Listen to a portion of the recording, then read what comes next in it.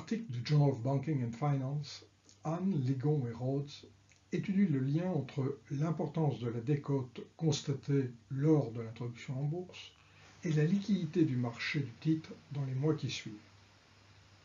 Dès 1996, Booth et Chua, dans un article publié dans le Journal of Financial Economics, défendaient la thèse selon laquelle l'une des raisons importantes de cette décote était le fait que les dirigeants de l'entreprise cherchaient ainsi à booster le marché de leurs titres. Dans un autre article publié en 2006 dans la Review of Financial Studies, Ellul et Pagano renversent l'argumentation. En traitant explicitement l'endogénéité présente dans ces décisions, ils argumentent le choix d'une décote comme une compensation financière accordée aux investisseurs en contrepartie d'une attente de liquidité médiocre pour le marché futur du titre. La question de recherche est donc de savoir sur le plan empirique quelles hypothèses soutiennent les données lorsque l'endogénéité présente est explicitement traitée.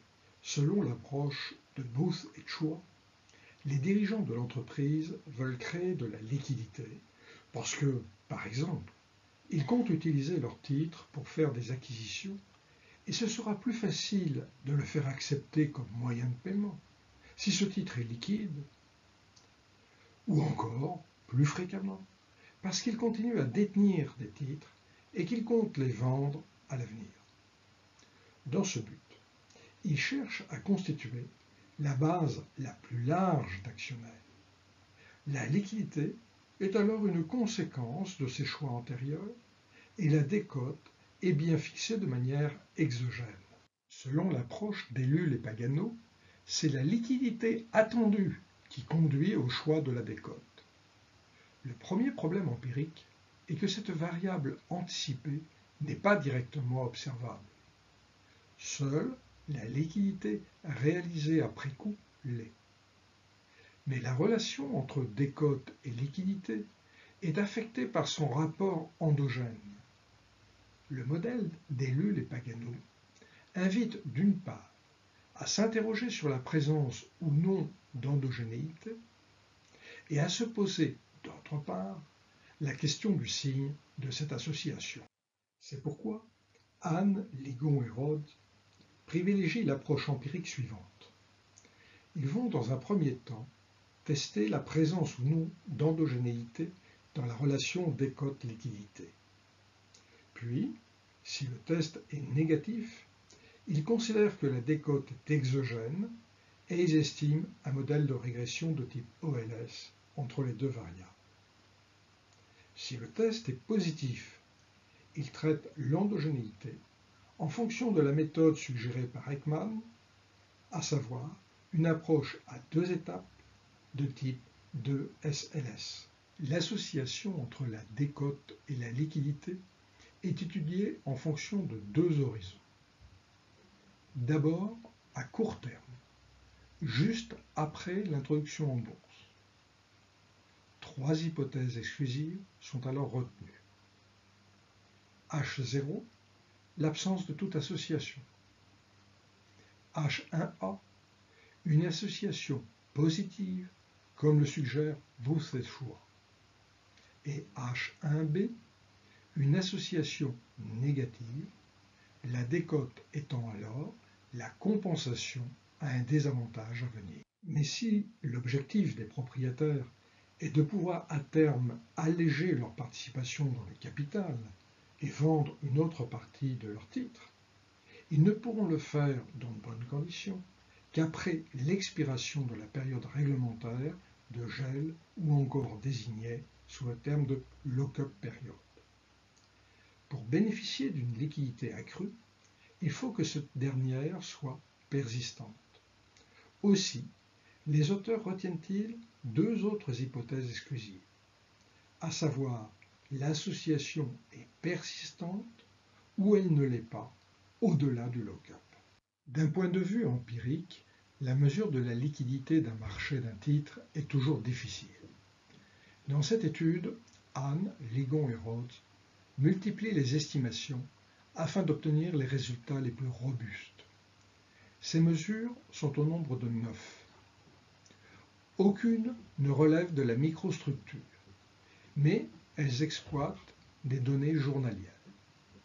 Le premier groupe contient 2 mesures à base de spread. Le deuxième exploite une mesure approchée du lambda de Kyle.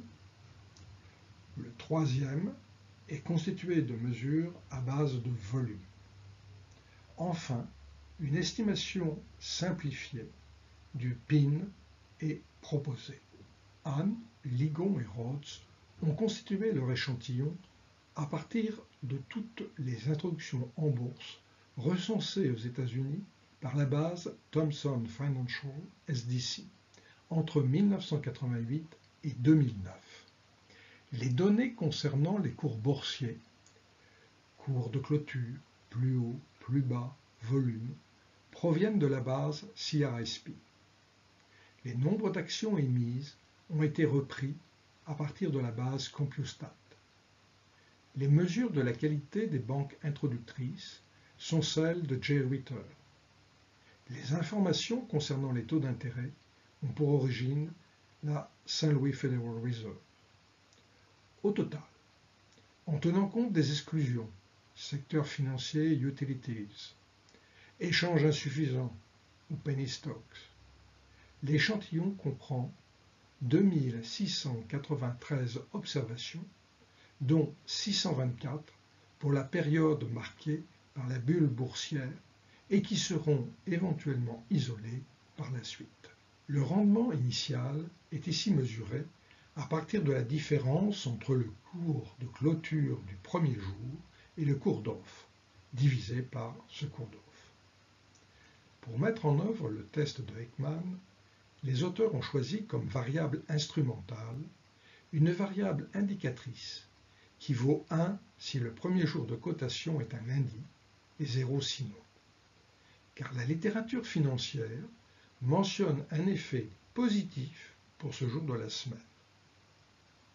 L'instrument s'avère ici adapté car le coefficient alpha2 de cette régression est positif et significatif, 0,1155. La liste des variables de contrôle utilisées est particulièrement importante. Notons que les plus significatives sont, avec des coefficients positifs, la moyenne des volumes de transactions, la taille, la réévaluation du prix d'offre durant le processus, la présence d'un venture capitaliste, une période de hot market, la bulle Internet, la cotation sur le Nasdaq. Avec des coefficients négatifs, la variance des volumes de transactions, le prix d'offre, la qualité de la banque introductrice. Pour les 9 mesures de liquidité utilisées, la question de l'endogénéité ne paraît pas importante, au moins dans 8 cas. Seul, pour la mesure de Kyle retenue ici, l'endogénéité apparaît significative. La p-value est de l'ordre de 0,09. Notons que nous avons rapporté sur le tableau ci-dessus les coefficients associés aux résidus estimés dans la première étape, quand la rentabilité initiale est régressée sur les variables de contrôle et l'instrument. Ces coefficients ne sont donc généralement pas différents de 0. Hahn, Ligon et Rhodes en tirent la conclusion que pour la suite de leur étude, ils se contenteront d'estimations par les moindres carrés ordinaires, du moins pour les 8 mesures non entachées d'endogénéité. Pour celle de KL, ils recourront à la méthode de SLS. Par parcimonie, nous ne reprenons ici que les estimations des coefficients associés à la variable de décote, avec chacune des mesures de liquidité envisagées. Ces 9 estimations sont concordantes. Une association positive entre la décote initiale et la liquidité du marché dans l'année qui suit apparaît de manière constante et régulière. Les coefficients sont ici négatifs quand les mesures sont des mesures d'illiquidité et positifs sinon. Ils sont généralement très significatifs, à l'exception de celui de la mesure de Kyle, mais la méthode utilisée dans ce cas est la méthode à 2 étapes de SLS. Dans des résultats complémentaires, les auteurs montrent que l'effet est déjà présent durant les 4 premières semaines qui suivent l'introduction en bourse. Pour un sous-échantillon de firmes ayant une période de lock-up de 180 jours, les auteurs ont estimé la liquidité du marché avant le lock-up et dans les 6 mois qui suivent. Si les actionnaires de départ souhaitent vendre leurs titres, ils sont surtout intéressés par la liquidité après le lock-up. L'échantillon est ici réduit à 1786 observations.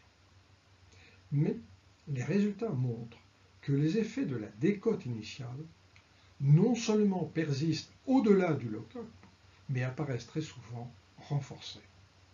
En conclusion, cette étude de Hahn, Ligon et Rhodes vient conforter la thèse selon laquelle l'intérêt suscité auprès des investisseurs à travers une décote initiale importante est bien de nature à stimuler les échanges, à affecter positivement les volumes de transactions et donc la liquidité du titre.